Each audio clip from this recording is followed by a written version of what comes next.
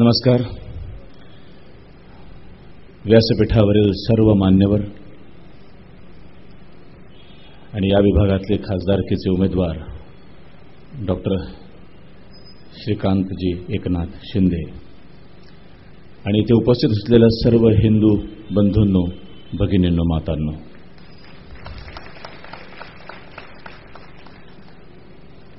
एका कलाकाराला राजकीय पक्षाच्या व्यासपीठावर बघून इथे बसलेल्या अनेक लोकांच्या मनात चर्चा सुरू झाली असेल, किती पैसे घेतले असतील ग? हो, हल्ली खूप पैसे मिळतात. त्यात आमच्यातल्या काही अभिनेत्री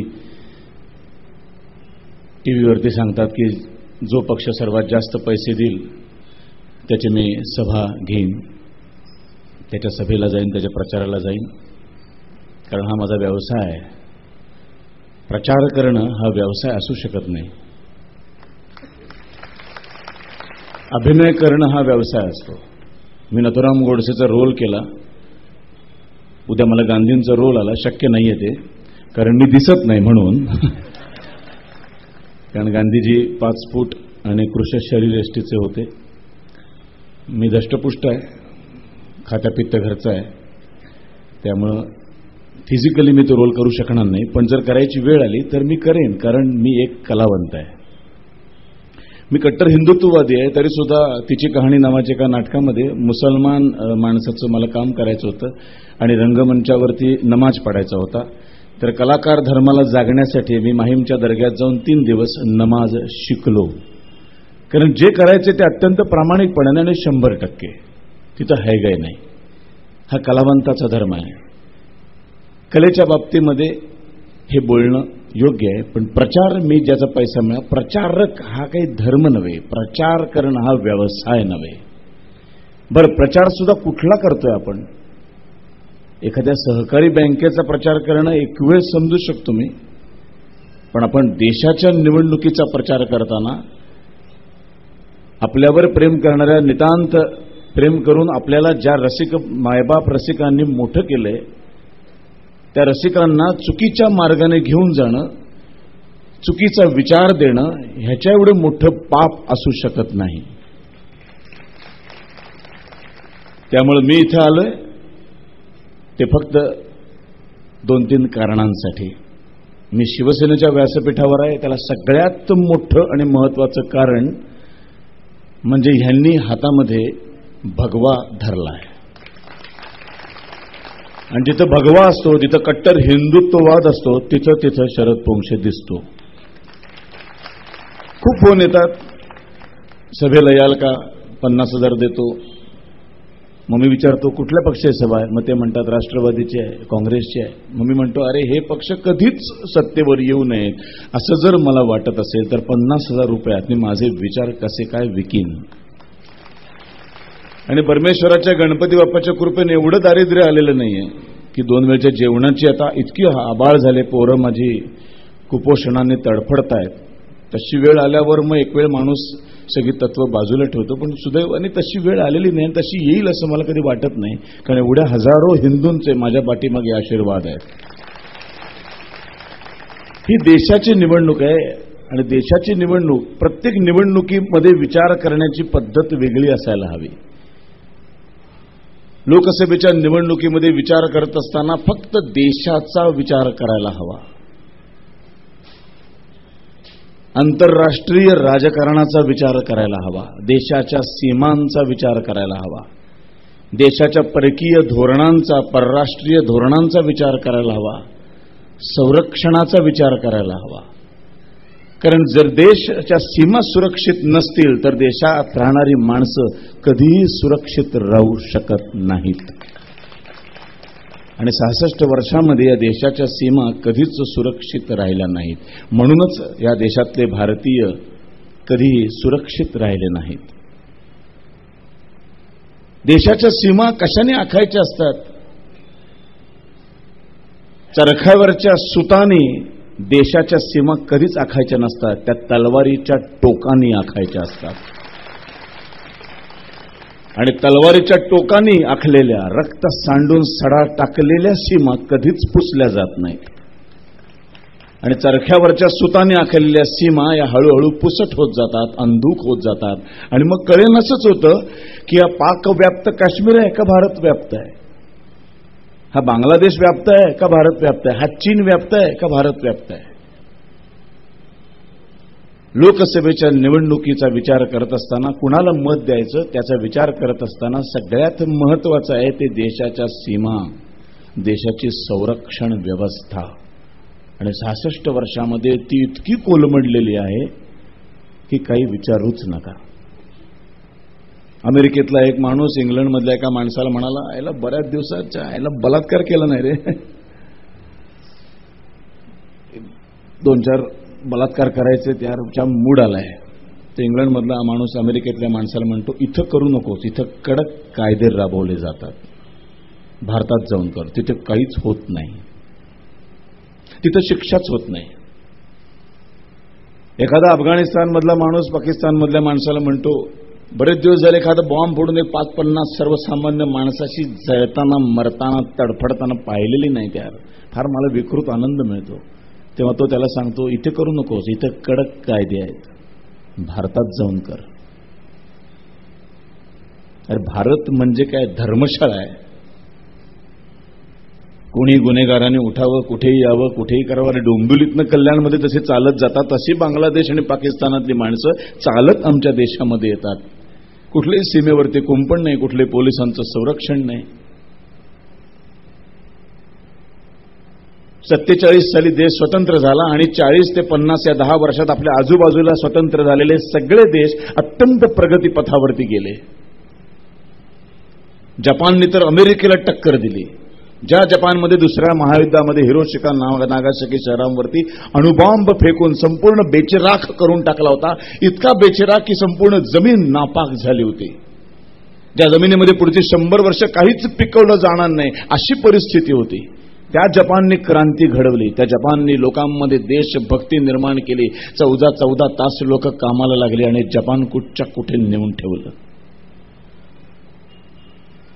आणि भारत इतका दयनीय का झाला? काय झालं असं भारताचं नेमकं?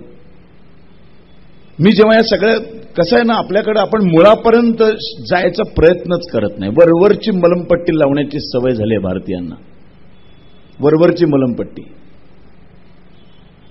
बरं, अशी एक काही लोकांची टूम आहे समाजवादी लोकांची की ती इतिहासाची मडी कशाला उकरून काढताय. मी नथुराम गोडसे नाटक करताना मला अशी अनेक लोक कशाला या विषयावर नाटक करताय, झालं ते होऊन गेलं. इतिहासात डोकावून काय होणार, तर भविष्य काळ बघूया ना. पण मूर्खांना हे कळत नाही की जे देश इतिहास विसरतात त्यांचा भूगोल बिघडतो.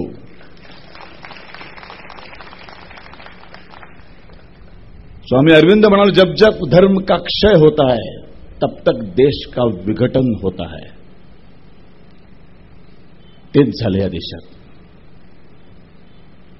125 करोड लोकसंख्या पार केलेला हा देश आहे. याच्याकडे कुणाचंच लक्ष नाही आहे. शेवटी अन्न, वस्त्र, निवारा आणि पाणी हे पुरवण्याची एक क्षमता असते प्रत्येक देशाची, प्रत्येक राज्याची.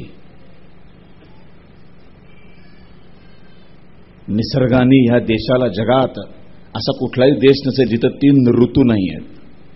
हिवाळा, पावसाळा, उन्हाळा, 3 ऋतू बरोबर जूनमध्ये पाऊस पडणार म्हणजे पडणार. कुठेतरी जास्त पडत असेल, कुठे कमी पडत असेल, या सगळ्याचं उत्तम नियोजन करून संपूर्ण देशामध्ये पुढचे 8 महिने 24 तास पाणी सहज पुरवता येईल. पण मगाशी श्रीकांतजी म्हणाले तसं आमच्या राज्यकर्त्यांना इच्छाच नाही आहे. राज्यकर्त्यांची इच्छा एकच आहे, बास. गावातली लोक पाण्याने मेली तरी चालते, पण माझ्या बंगल्याच्या प्रत्येक नळामध्ये 24 तास पाणी आलं पाहिजे.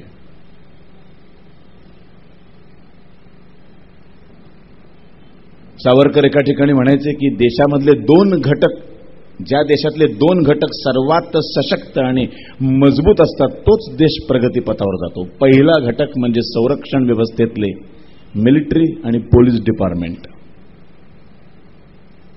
कारण ते आमचं संरक्षण करतात. आम्हाला न्याय मिळवून द्यायचं काम पोलीस लोक करत असतात. अनेक वेळा पोलीस इन्स्पेक्टरच्या भूमिका करायचा सन्मान मिळाला मला. ब्लॅक फ्रायडे नावाचा 93च्या बॉम्ब ब्लास्टवरचा सिनेमा केला. त्याच्यामध्ये अरूप पटनायक साहेबांची भूमिका मी केली होती. तेव्हा मी अरूप पटनायकांना भेटलो होतो, त्यांच्याबरोबर जेवायला बसलो होतो. समजून घेतलं या माणसाला, कारण तो माणूस जिवंत होता. त्याचीच भूमिका मला करायची होती चित्रपटामध्ये. काय झालं नेमकं 93ला? तेव्हा ते मला म्हणाले की बॉम्ब ब्लास्ट नंतर 35 दिवसात मुंबईत बॉम्ब ब्लास्ट झालेल्या एकेकाला आम्ही राजस्थान आसाम पासून जाऊन पकडलेलं आहे. शरदजी, तुम्हाला खोटं वाटेल, आमच्या पोलिसांच्या पथकाने 22 दिवसात अंडरवेअर बनियन बदलली नव्हती. नॉन स्टॉप धावत होती माणसं. इथं बॉम्बस्फोट घडवले, आसाम आणि राजस्थानमध्ये जाऊन माणसांना पकडले पोलिसांनी. त्या पोलिसांना मिळालं काय? 93च्या दंगलीतल्या लोकांना काय झालं? पॅरोलवर सोडतो 3-3, 4-4 महिने.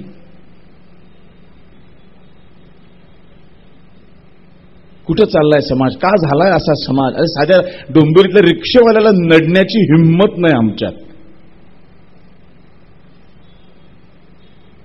साधा रिक्षेवाला, त्याला आम्ही नडू शकत नाही. जबरदस्तीने रिक्षेत बसून चल तिकडे डोंबिवली स्टेशन, तो म्हणाला नाही आहे का, तो पोलीस स्टेशन चलो, हे सांगण्याची पण आमच्यात हिंमत नाही. कसे विसरलो आम्ही? कसं विसरलो? याच भूमीमध्ये छत्रपती शिवाजी महाराज जन्माला आले होते. याच भूमीमध्ये स्वातंत्र्यवीर सावरकर जन्माला आले होते. आणि याच भूमीत आपल्या याची दाई याची डोळा एक बाळासाहेब ठाकरे नावाचा एक जबरदस्त माणूस आम्ही बघितला. कसं विसरतो आम्ही? काय अशी गडबड झाली आहे भारत मातेच्या उदरामध्ये की अचानक 15 ऑगस्ट 47 साली देश स्वतंत्र झाल्यानंतर 16 ऑगस्ट नंतर नररत्न जन्माला येणंच बंद झालं.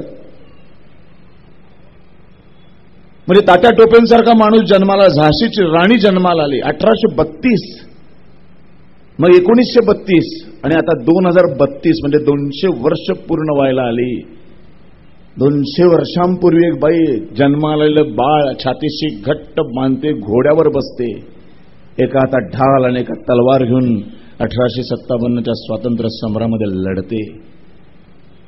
त्याच झाशीच्या राणीच्या देशामध्ये 200 वर्षानंतरही स्त्रिया सुरक्षित असू शकत नाहीत. ह्याच्या एवढं दुर्दैव दुसरं काही असू शकत नाही. एकही स्त्री आमची सुरक्षित नाही. भीती वाटते. माझी मुलगी आता वयात येते, 8वी 9वीत आहे. भीती वाटायला लागते मला. मी 10-11 वाजले की फोन करतो घरी, विचारतो आली ना बरोबर. टेन्शन येतं. का सुखाने आमच्या स्वतंत्र देशामध्ये आम्ही जगू शकत नाही? का झालं असं या देशाचं? 66 वर्ष झाली देश स्वतंत्र होऊन. या 66 वर्षातला पंतप्रधान अटल बिहारी वाजपेयी, व्हीपी सिंग आणि मोरारजी देसाई हे 3 अपवाद वगळले तर संपूर्ण 56 वर्ष फक्त काँग्रेसने राज्य केलेलं आहे. पहिली 17 वर्ष तर असा एक अद्भुत नेता या देशाला पंतप्रधान पदावर मिळाला की काय विचारायचंच कारण नाही. गुलाबाचं फूल लावून फिरलाव आणि भारतीयांच्या हातात खालचे काटे दिले. महाराष्ट्रामध्ये व्याख्यानमाला होतात. अनेक व्याख्यानमालांची परंपरा आहे महाराष्ट्राला. छत्रपती शिवाजी महाराजांवर 5-5, 6-6, 7-7 दिवस व्याख्यानं, सावरकरांवर व्याख्यानं, बाजीराव पेशव्यावर व्याख्यानं. अनेक लोक, अनेक दिग्गज लोक अनेक विषयांवर व्याख्यानं देतात. पंडित जवाहरलाल नेहरूंवर व्याख्यान असं कधी ऐकलेत का हो? ऐकलेत कधी? काय बोलणार? 1 तास तरी बोललं पाहिजे. 1 तास बोलण्यासारखं कर्तृत्व तरी असलं पाहिजे. 5 वाक्य मी सांगतो, 6वं तुम्ही सांगा. 100 रुपये घेऊन जा माझ्याकडनं. मी 100च देऊ शकतो, कारण सभेला येण्याचे पैसे नाही घेतलेत.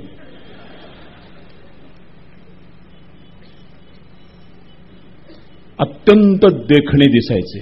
अरे हे त्यांचं कर्तृत्व नाही आहे. फॉरेनवरनं कपडे इस्त्री करून यायचे लॉन्ड्रीतनं. सगळी लहान मुलं त्यांना चाचा नेहरू म्हणायचे आणि मग शांततेसाठी कबूतर उडवायचे. संपला विषय. भाषण कसं? व्याख्यान कुठलं होतं? व्याख्यान न म्हणेपर्यंत संपते हो. 17 वर्ष भारत मातेचा एक अख्खा तिबेट नावाचा शरीराचा लचका चीनच्या युद्धामध्ये तुटून जातो. हा माणूस पार्लमेंटमध्ये म्हणतो जिथं काही पिकतच नव्हतं तो प्रदेश गेला तर एवढं बोंबलायला काय झालं. जिथे काही पिकत नव्हतं त्या देशाचं काय होतं हे जपानने करून दाखवलं, दुबईने करून दाखवलं, अबुधाबीमध्ये करून दाखवलं, वाळवंटात नंदनवन करून दाखवली या माणसाने. जिथे झरा पिकत नाही, पावसाळा नावाचा ऋतूच नाही, अशा ठिकाणी एक तिथला मुसलमान शेख स्वप्न बघतो. 47 देशाला स्वातंत्र्य मिळाले. 52 सालचं दुबईचं चित्र मी दुबईत गेलो तेव्हा बघून आलोय. विराट वाळवंट, भयानक दृश्य होतं ते. आणि 52 ते 2014 काय काया पालट केला. का केला? कारण त्या राजाने, देशाच्या पंतप्रधानांनी स्वप्न बघितलं. माझा देश कसा सुंदर होईल याचं स्वप्न बघितलं. आमच्या देशातल्या राजकीय नेत्यांकडे स्वप्नच नाही आहेत. स्वप्न काय? माझ्या बायकोच्या कमरेवर वाक्या कशा येतील आता ते माहित नाही कुठे लावतात त्या. इकडे दागिने कसे येतील, माझ्या खात्यामध्ये हे कसे होतील. रत्नागिरीला एक फार्म हाऊस, केळं विकणारा माणूस, आईला रत्नागिरीत फार्म हाऊस. या मातीचा काही संबंध नाही. कुठनं आली? केळ्यामध्ये एवढा पैसा मिळतो. आयला मी धंदा सोडतो टीव्ही मालिकांमध्ये काम करायचा. शिंदे साहेब मला केळ्याचा ठेला काढून द्या. ते पुण्याचे कलंदर संडासाच्या पायपात भ्रष्टाचार केला हो. 5 रुपयाचा पाईप 7 रुपये लिहून लावले. अरे ते तरी सोडा की आमच्यासाठी. महात्मा गांधींच्या नावाखाली बास नथुराम गोडसे नाटकाच्या वेळेला काय केलं एकेकाने. वा वा वा वा. सत्य अहिंसेचा दांडोरा आयुष्यभर ज्या महात्म्यांनी पिटला, त्यांचा नावाचा जय जयकार करत त्यांच्याच एका अनुयायांनी 7 वर्षापूर्वी नथुराम गोडसेतल्या सर्व कलाकारांना जाळून ठार मारण्याचा प्रयत्न केला. अहिंसेचे पुजारी. आणि तोच माणूस आज ठाण्याचा काँग्रेसचा अध्यक्ष आहे. बरोबर आहे शिंदे साहेब? या काँग्रेसवाल्यांनी ना गांधींचं नाव सुद्धा घेता कामा नाही बरं का. तेही नाव घ्यायचा अधिकार फक्त शिवसेना भाजपलाच आहे. नाव नाही घ्यायचं. सोपं नाहीये. पंचा नेसून फिरणं. गर्भश्रीमंत होते गांधीजी, पण देशातल्या माणसांना घालायला कपडे नाहीत म्हणून सगळ्याचा त्याग केला आणि पंचावर आले. सोपं नाहीये. फिरून दाखवा एकदा पृथ्वीराज चव्हाणांनी 15 ऑगस्टला. कसं वाटेल बघा. फिरून दाखवावं. फार मोठी हिंमत लागते बरं का. तशी हिंमत एका स्वामी विवेकानंदांनी दाखवली. भगवी कपनी भगवा फेटा घालून माणूस अमेरिकेमध्ये गेला. 1890चा काळ. तिथे जाऊन सगळ्या परधर्मीयाच्या लोकांच्या समोर हिंदू धर्माचं श्रेष्ठत्व पटवून आला आणि अमेरिकेमध्ये हळूहळू विवेकानंदांचे अनुयायी तयार व्हायला लागले. फार मोठा फरक आहे बघा हिंदू धर्मामध्ये आणि इतर धर्मातला. इतर धर्मामध्ये सुद्धा हे धर्मांतराचे उपद्व्याप सातत्याने चालू असतात, पण ते उपद्व्याप करत असताना विचार प्रणाली पटली म्हणून त्यांना तो धर्म स्वीकारावा लागतो. विवेकानंदांवर प्रेम करणारे आणि विवेकानंदांचे अमेरिकेतले कित्येक ख्रिश्चन अनुयायी, त्या एकालाही विवेकानंदांनी ख्रिश्चन धर्म सोडा असं कधीच सांगितलं नाही. हा आहे हिंदू धर्म.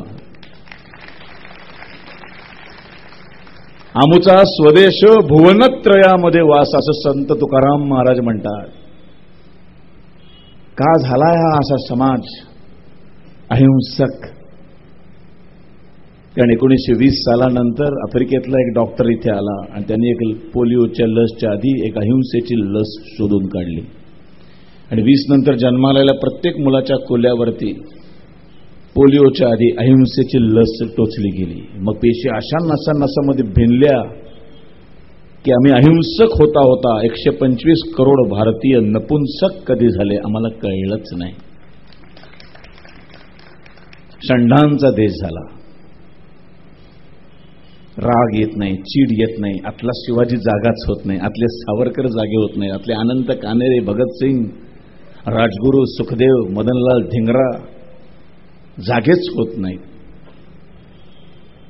क्रांतिकारकांचा इतिहास आम्हाला शिकवलाच नाही. लोकमान्य टिळकांचा धडा 1.5 पानात कसा काय संपू शकतो?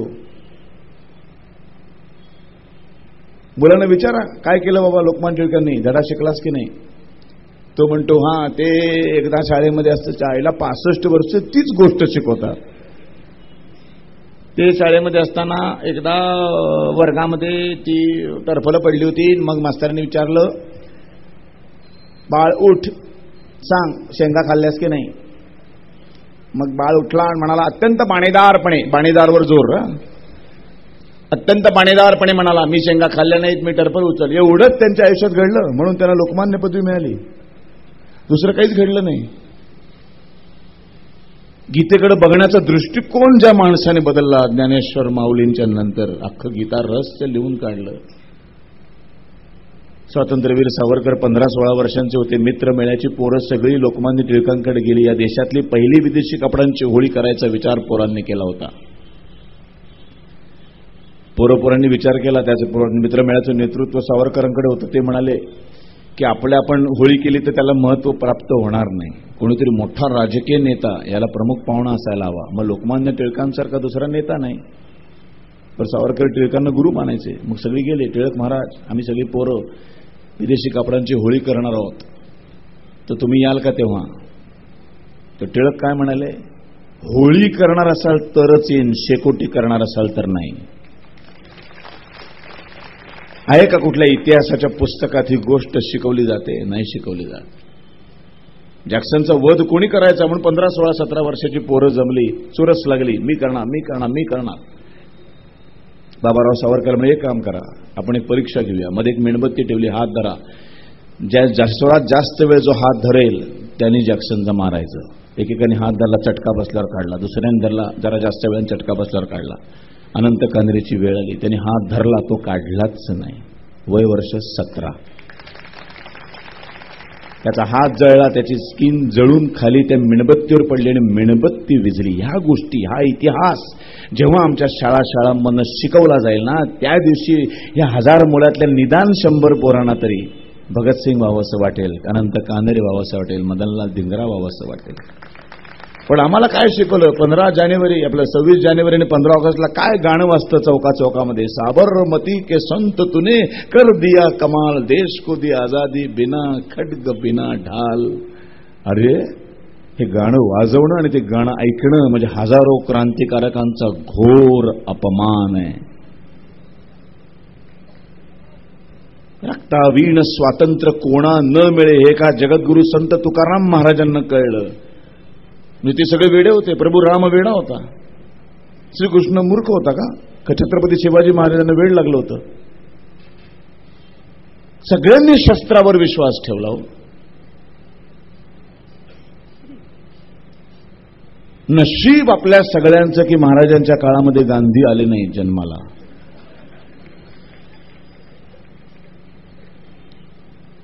चुकून आपलं त्यांनी त्यांचं ऐकलंच. महाराज फार अत्यंत सज्जन आणि अत्यंत सुसंस्कृत असा राजा, चुकून त्यांच्या बोलण्यात आले असते आणि अफजल खानाने सांगितलं, ये बाबा निशस्त्र भेटायला ये, बरोबर कोणालाही आणू नकोस. विश्वास ठेवून महाराज गेले असते. म्हणजे तानाजी मालुसरे भेटला, महाराज कुठे निघाला? नाही, ते अफजल खानाने भेटायला बोलवलंय. मी काय एकटेच? हो, त्यांनी सांगितलंय एकटेच या. म्हणजे तलवार नाही, त्यांनी सांगितलंय निशस्त्र या. चांगला माणूस आहे, नाही काय करणार, काळजी करू नका. जर महाराज गेले असते तर महाराज तिथंच संपले असते. आणि महाराज तिथं संपले असते तर काय झाले असते देशाचं, आणि काय झाले असते. इथे बसलेत ना उघड्या रस्त्यावर बायका, सगळ्यांच्या डोक्यावर बुरखे आले असते. समस्त हिंदुस्थानवर आणि हिंदू माणसांवर महाराजांचं इतकं मोठं ऋण आहे इतकं मोठं ऋण आहे की सदैव उठल्यानंतर एक वेळ 33 कोटी देवदेवतांची पूजा करू नका, पण छत्रपती शिवाजी महाराजांना नमस्कार केल्याशिवाय घराच्या बाहेर पडता कामा नये. असं हे दैवत आहे हो. अशा या दैवताला आमचे पहिलं पंतप्रधान, अशा या दैवताला आमचे पहिले पंतप्रधान म्हणतात गुलाबाचं फूल, वाट चुकलेला देशभक्त. त्यांचीच पिल्ल आजपर्यंत हिंदुस्थानच्या गादीवर राज्य करत आहेत. असल्या नपुंसकांना आम्ही निवडून देणार आहोत का? शौर्याचा इतिहास आहे हो हा. छत्रपती शिवाजी महाराज प्रभू रामचंद्रांचा देश आहे. मर्यादा पुरुषोत्तम राम प्रभू. जेव्हा जेव्हा चांगल्या राज्याची वल्गना केली जाते तेव्हा तेव्हा रामराज्यच पहिलं तोंडात येतं. नंतर येते ती शिवशाही. या दोघांचाच उल्लेख करावासा वाटतो. तिसरे येतात ते बाजीराव पेशवे. 42व्या वर्षी माणूस मरतो, त्याच्या आत 41 लढाया जिंकतो आणि एकही हरत नाही. सगळ्याच्या सगळ्या विजयी लढाया बाजीराव पेशव्याने जिंकल्यात. इंग्लंडच्या मिलिटरी स्कूलमध्ये भूतलावर शिकणाऱ्या 10 योद्ध्यांचं प्रशिक्षण दिलं जातं. त्यातले पहिले 5 भारतीय आहेत, नवे महाराष्ट्रीयन आहेत. पहिले आहेत छत्रपती शिवाजी महाराज, संताजी, धनाजी, तात्या टोपे आणि पहिला बाजीराव पेशवा. इंग्लंडच्या मिलिटरी स्कूलमध्ये यांची लढाई शिकवली जाते आणि इथं एकच शिकवलं जातं, आम्हाला रक्त न सांडता स्वातंत्र्य देणारे आमचे बापू. सगळ्या कार्यालयामध्ये 2च फोटो, बापू आणि गुलाबाचं फूल. अरे तिसरं काय जन्माला चाललं नाही का हो इथे कोणी? अरे अपमान करायचा म्हणजे किती? लोकसभेत सावरकरांचं तैलचित्र लागलं, त्याला केवळ आणि केवळ बाळासाहेब ठाकरे जबाबदार आहेत.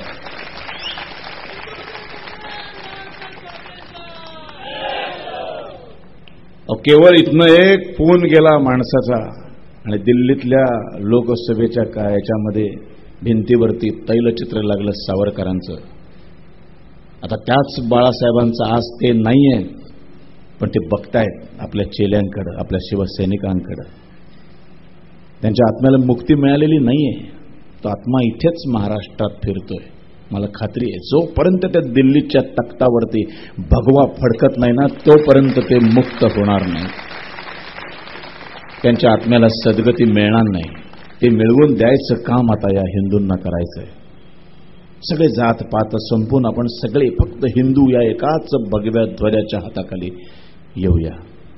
मगाशी कोणीतरी मनसेतले एक आले आमच्यात आणि इथं त्यांनी अत्यंत अभिमानाने भगवा हातात धरला.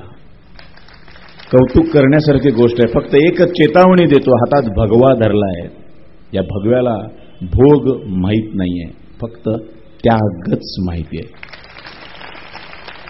अजूनही सभा संपलेली नाहीये. तो त्याग करण्याची हिंमत नसेल तर आत्ताच परत जाऊ शकता. म्हणजे हिंमत असेल त्याग करण्याची, आतला शिवाजी जर जागा झाला असेल तर आवर्जून या, तुमचंही स्वागतच आहे. असा छत्रपती शिवाजी महाराजांचा, सावरकरांचा देश आज तो आपल्याला घडवायचा आहे. सावरकर म्हणायचे, वाघाच्या पुढे पंडित मोदक घेऊन गेला तर वाघाचा पंडित मोदक होतो.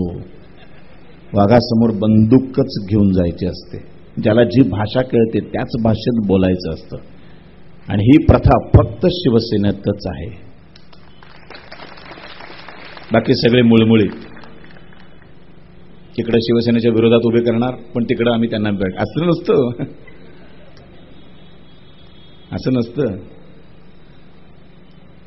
अल्पसंख्याकांच्या लांगुल चालनाचा कळस झालाय हो मुंबऱ्यामध्ये. कळस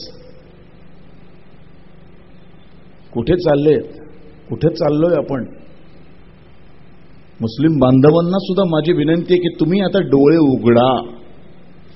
जोपर्यंत तुम्ही हिंदुस्थानच्या, हिंदूंच्या, हिंदुत्वाच्या, राष्ट्रीयत्वाच्या मुख्य प्रवाहात जोपर्यंत तुम्ही येणार नाही ना तोपर्यंत तुमचं भलं होणार नाही. हिंदू हा धर्म नाहीये, हिंदू ही जगण्याची पद्धत आहे. हिंदू ही संस्कृती आहे. धर्म आला की स्थापना आली, संस्थापक आला. बाकी सगळ्या धर्मांची स्थापना आहे, संस्थापक आहे. हिंदू धर्माची स्थापना नाही. हिंदू ही जगण्याची पद्धत आहे. मग ते जगणं कसं? तर एका माणसाने दुसऱ्या माणसाशी माणुसकीनं प्रेमानं वागणं म्हणजे हिंदू असणं. मग तुम्ही घरामध्ये अल्लाची प्रार्थना करा, येशूची प्रार्थना करा, भगवान गौतम बुद्धाची प्रार्थना करा, कोणाचीही करा, त्याच्याशी आमचं काही देणं घेणं नाही. पण बाहेर आल्यानंतर दुसऱ्या माणसाशी माणुसकीनं प्रेमानं वागत असाल तर तुम्ही हिंदूच आहात. हे उशिरा का पण आमच्या रामदासजींना कळलं आणि म्हणून आज आमच्या बरोबर ते आहेत.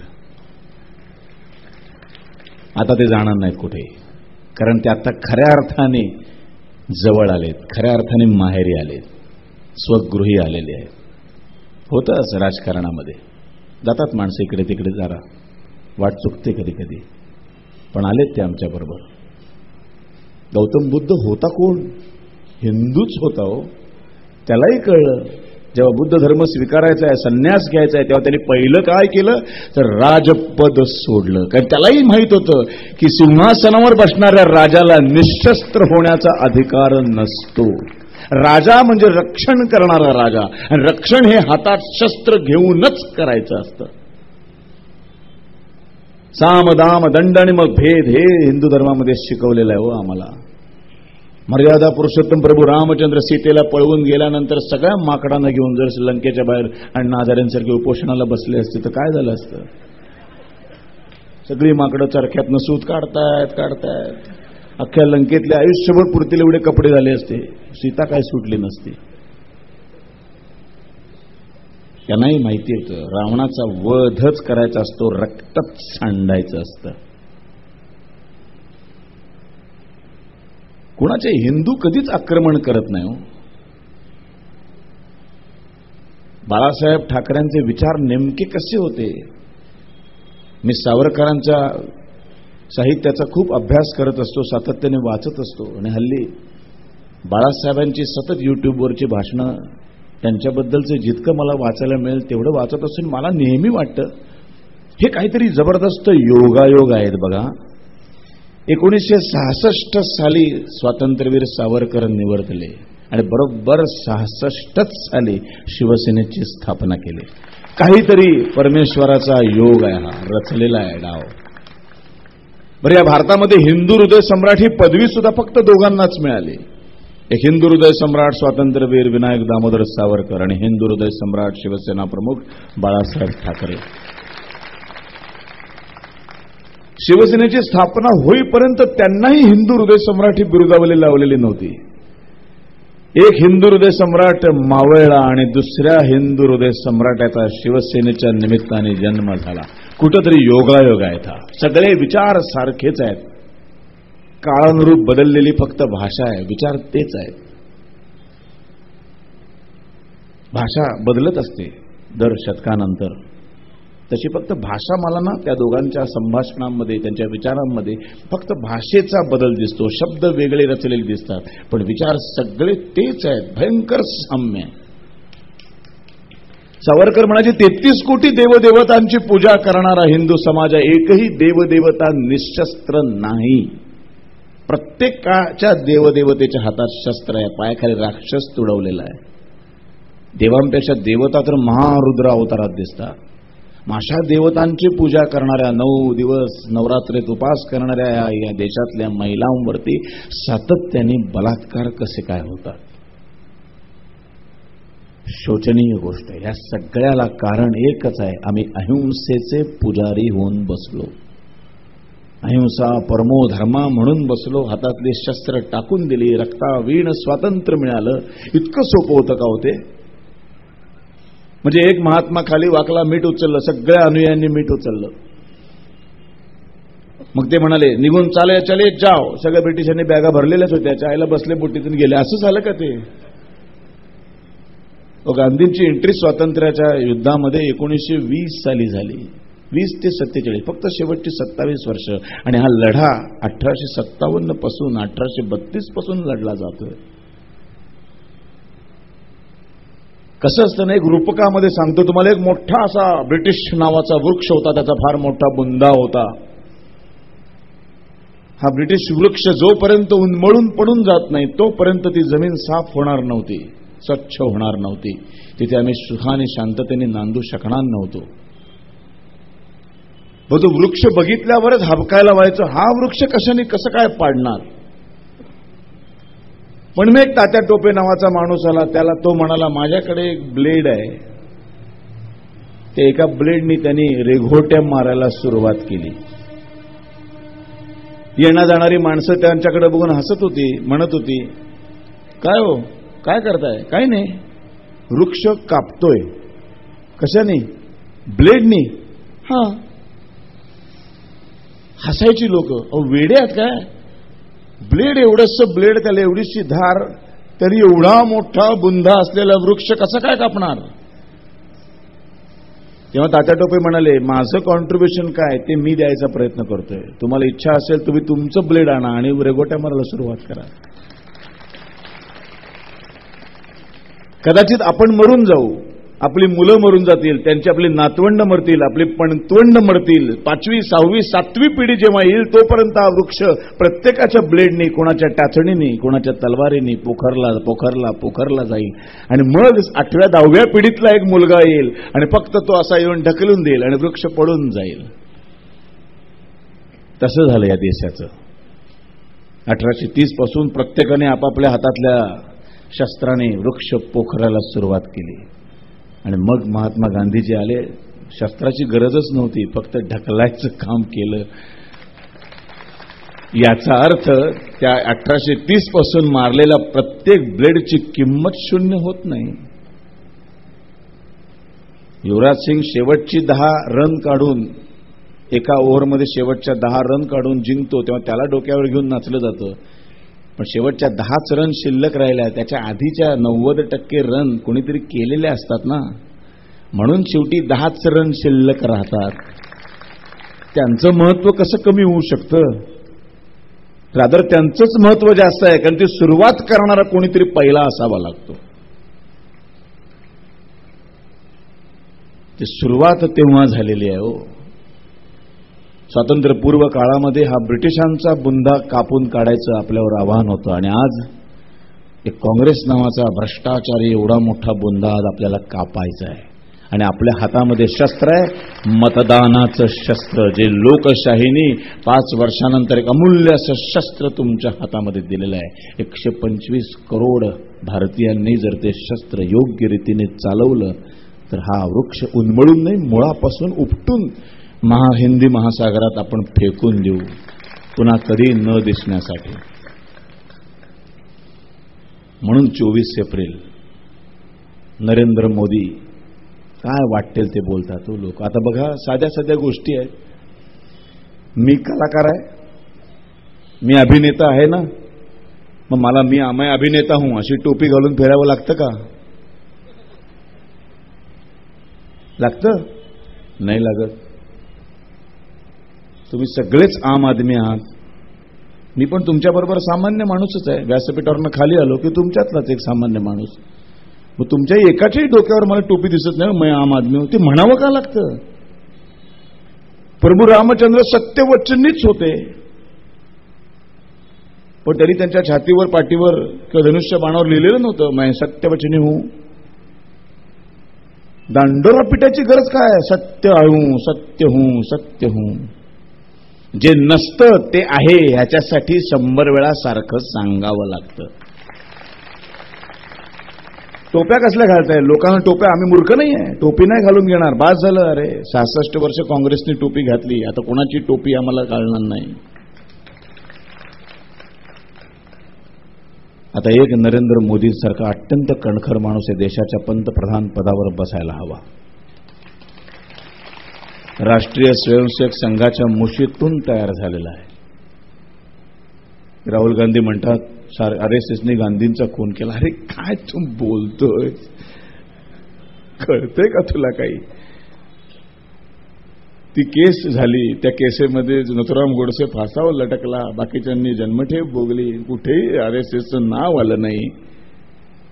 बरं, RSS म्हणजे काय आधी माहितीये का? गोळवलकर गुरुजी एवढं म्हणून दाखव आधी.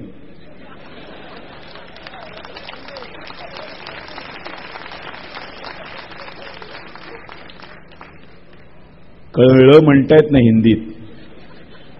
केशव बळीराम हेडगेवार म्हणता येत नाही, बलिराम म्हणतात. बाळ ठाकरे कुठनं आणणार? बाळ ठाकरे नाही म्हणता येत नाही हो. ती आधी म्हणायची का? मग त्यांच्या संस्थांबद्दल संघटनांबद्दल नंतर बोलू. त्याआधी खूप आयुष्य जायला लागेल. बोर्ड लागलेत मोठमोठे मुंबईमध्ये, ते कॉम्प्युटराइज करून बोर्ड लावलेत. एक गरीब माणसाच्या आता खांद्यावर उभा येतो असा दाढी लावून, प्रत्येक आम्हाला निवडून द्या.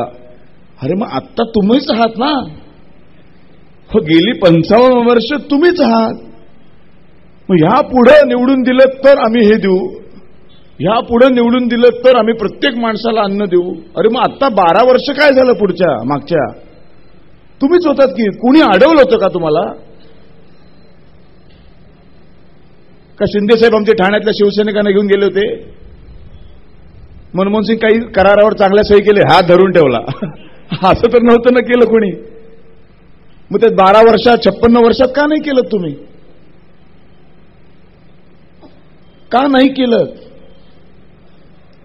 शिक्षक आणि पोलीस डिपार्टमेंट हे जोपर्यंत दोन घटक समाजातले सशक्त होत नाही तोपर्यंत देश मजबूत होऊ शकत नाही. आणि सगळ्यात जास्त दुर्लक्ष याच दोन घटकांकडे झालंय. आणि म्हणून या देशातली तरुण पिढी अशी झाली आहे. तर शिक्षक 10वीची परीक्षेत बोर्डात आलेला आणि 12वीच्या परीक्षेत बोर्डात आलेला एकही मुलगा असं म्हणताना आढळतो टीव्हीवरती की मी शिक्षक होणार आहे, मला प्राध्यापक व्हायचंय. कारण तिथे पैशांचं पॅकेजच नाहीये. श्रीकांतजी लक्षात ठेवा, तरुण सुशिक्षित उमेदवार आहात. पार्लमेंटमध्ये गेल्यानंतर मोदी साहेबांशी बोला आणि सांगा या देशात ना शिक्षकी पेशाला सगळ्यात जास्त वर्षाचं पॅकेज असलं पाहिजे. तर एसएससी 12वीच्या मुलांना, बोर्डात आलेल्या मुलांना आता मी शिक्षक होईन तर मला महिन्याला 15 लाख मिळतात. मग तो मनापासून शिक्षक होईल आणि मनापासून शिक्षक झाला तर तो मनापासून शिकवेल आणि मग लोकमान्य टिळकांच्या शेंगांच्या पुढची कथाही तो सांगेल.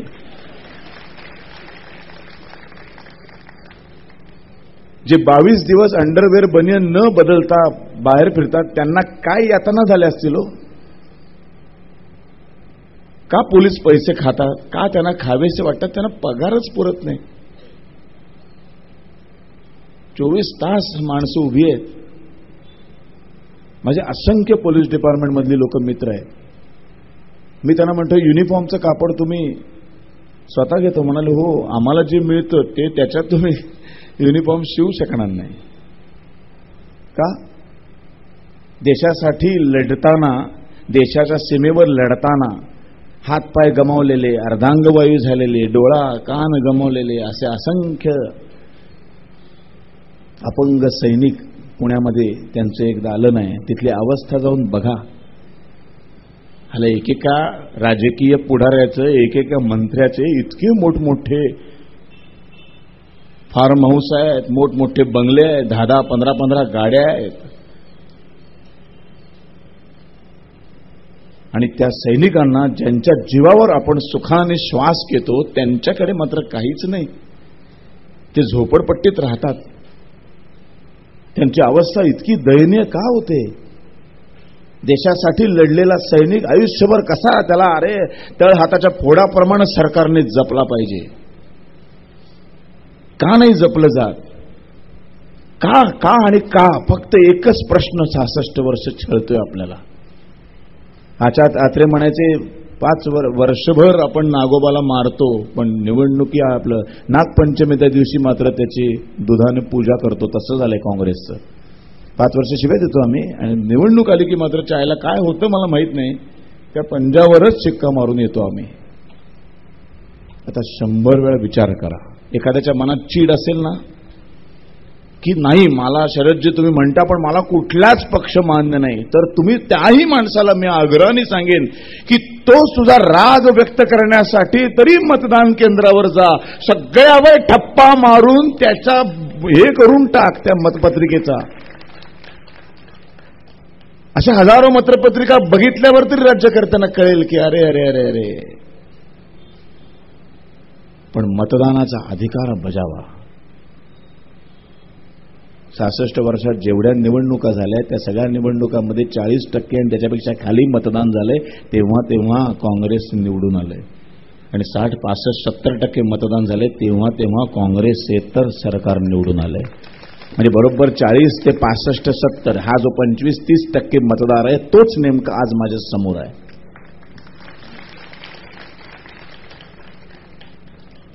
हे संपूर्ण बदल करण्याचं फार मोठी ताकद याच 25-30% पांढरपेशा लोकांच्या मतदानामध्ये आहे. तुम्ही बाहेर पडत नाही, मग आणतात तिकडची शाही पुसून इकडं, इकडची शाही पुसून तिकडं, अशी माणसं आणली जातात. मग मतदान केलं जातं, लॉऱ्या भरून माणसं आणली जातात आणि मग आपण फक्त शिव्या देत राहतो. काही अधिकार नाही आपल्याला शिव्या देण्याचा, कारण लोकसभेमध्ये बसणारी माणसांची संख्या आहे फक्त 542 आणि आपली संख्या 125 करोड. मग जर 542 माणसं 125 करोड लोकांना जर मूर्ख बनवत असतील तर आपण मूर्ख बनण्याच्याच लायकीचे आहोत. कारण लोकशाहीने दिलेला 5 वर्षानंतरचा अमूल्य अधिकार आपण बजावत नाही ना, म्हणून हे भोग आपल्याला सातत्याने भोगावे लागलेले आहे. बास झाला आता बास झाला. आता मी माझ्या देशासाठी काय करेन? देशासाठी काहीतरी सेवा करण्यासाठी पोलीस दलामध्ये, मिलिटरीमध्ये, राजकारणामध्ये जायची अजिबात गरज नाहीये. आठवा त्या तात्या टोपेंचं ब्लेड, आठवा त्या झाशीच्या राणीची टाचणी. जे तुमच्याकडे आहे ते तुम्ही वापरायला सुरुवात करा, रेघोट्या मारायला सुरुवात करा. तुमच्या पिढ्या संपतील, तुमच्या पुढच्या पिढ्या संपतील, पण कधीतरी जेव्हा श्रीकांत या देशाचा 27 वर्षाचा आहे ना, कधीतरी तो होईल. भाषण करायला उभे आहेत. बरं, नरेंद्र मोदी एकटेच पंतप्रधान झाले आणि आपण ह्या सगळ्यांना निवडूनच दिलं नाही तरी चालणार नाही ना. छत्रपती शिवाजी महाराज हे छत्रपती महाराज झाले कारण त्यांचं अष्टप्रधान मंडळ तेवढंच ताकदवान होतं, हुशार होतं, बुद्धिवान होतं.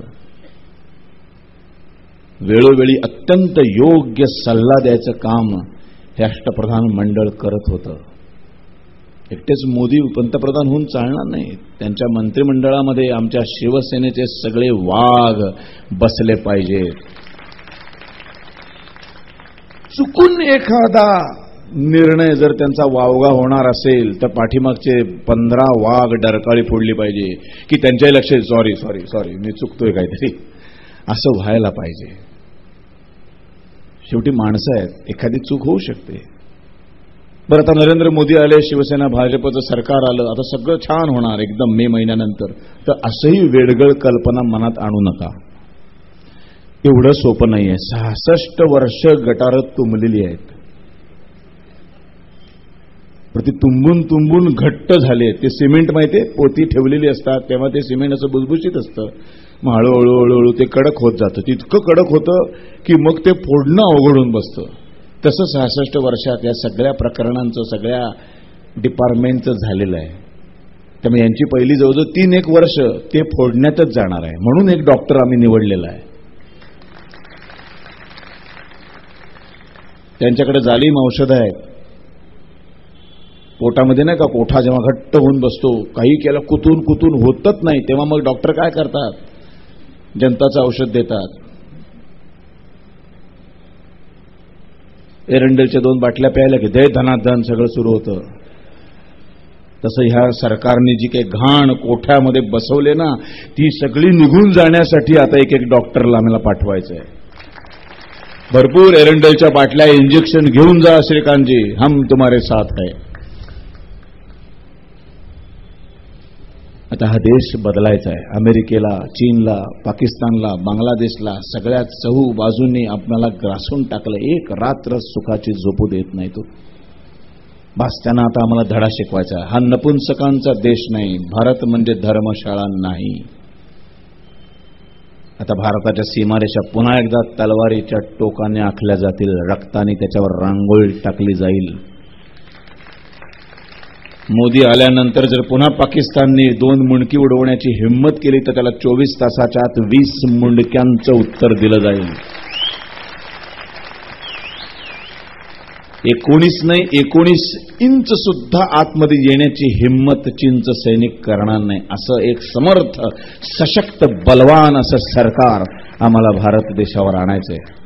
आणि फक्त ह्याच वर्षी आणून उपयोग नाही, पुढची सलग 15-20 वर्ष जेव्हा हे सशक्त सरकार येईल तेव्हा आधीचं सगळं साफसफाई, नालेसफाई होऊन मग छान आणि सुंदर राज्य कारभाराला सुरुवात होईल. कदाचित पुढची 5 वर्ष 66 वर्षांचा मैला काढण्यातच जाईल. लगेच पुढच्या वर्षी मी सभेला आला म्हणून आता कुठे काय केलं तर तुम्ही डोंबिवलीकर मला माहिती आहे लगेच बोलणार, असं नाही बोलणार. वा वा वा, शिवसेनेचे आहात ना. मी लोकांसाठी बोलतोय. तर 24 एप्रिलला आपल्याकडे मतदानाचा दिवस आहे आणि आपण अत्यंत कुठेही बाहेर सुट्टी मनवायला न जाता त्या दिवशी सकाळी उठूया. मी माझ्या देशासाठी काय करतो तर रोज माझ्या ज्यांच्या एक बिल्डिंग मधल्या 2-3 तरी कार असतात, गाड्या असतात. सकाळी उठायचं, टाकी फुल करायची. प्रत्येक माणसाने ठरवायचं माझ्या सोसायटीतला मतदानाचा अधिकार प्राप्त झालेला प्रत्येक माणूस माझ्या गाडीत कसा बसेल, त्याला मी घेऊन जाईन. बाबा मत दे, परत गाडीत घालायचं, घरी आणून सोडायचं. 10 फेऱ्या झाल्या, एक 500-700 रुपयाचं डिझेल देशासाठी संपलं तरी चालेल. ते जर आज संपवलं तरच डिझेल स्वस्त होईल, नाहीतर होणार नाही. जवळजवळ 1 तास अतिशय शांतपणे माझे जे काही विचार ऐकून घेतलेत त्याबद्दल मी अत्यंत आभारी आहे. आता इथून जाताना फक्त एकच स्वप्न घेऊन जाऊया, दिल्लीवरती लाल किल्ल्यावरती भगवा ध्वज. बाळासाहेब ठाकरेंचं अखेरचं स्वप्न आपण पूर्ण करण्यासाठी शपथ घेऊया. इथंच थांबतो. जय हिंद, जय महाराष्ट्र.